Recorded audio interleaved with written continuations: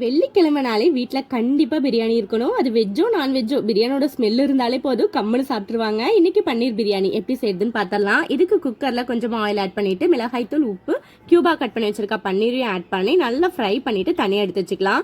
இப்போ அதே குக்கரில் 3 ஸ்பூன் ஆயில் ஆட் பண்ணிட்டு ஹோல் பிரியாணி ஸ்பைசஸும் ஒரு பெரிய வெங்காயம் நீளவாக்கில் கட் பண்ணி ஆட் பண்ணிக்கிறேன். வெங்காயம் வணங்கினதுக்கப்புறம் 1 ஸ்பூன் இஞ்சி பூண்டு பேஸ்ட்டு அதையும் நல்லா பச்சை வாசனை போக நல்லா வணக்கிக்கலாம். இப்போ 2 மீடியம் சைஸ் தக்காளி கட் பண்ணி ஆட் பண்ணிக்கலாம். ஒரு கையளவு புதினா கொத்தமல்லி, 2 பச்சை மிளகாய், தேவையான அளவுக்கு உப்பு ஆட் பண்ணி எல்லாம் நல்லா மிக்ஸ் பண்ணி விட்டுறலாம். இப்போ காரத்துக்கு 1 ஸ்பூன் அளவுக்கு மிளகாய்த்தூள், 1 ஸ்பூன் அளவுக்கு பிரியாணி மசாலா. இந்த மசாலாவோட ரெசிபி நம்ம ஆல்ரெடி அப்லோட் பண்ணியிருக்கோம். நெக்ஸ்ட் பார்க்காதவங்க செக் பண்ணி பாருங்க.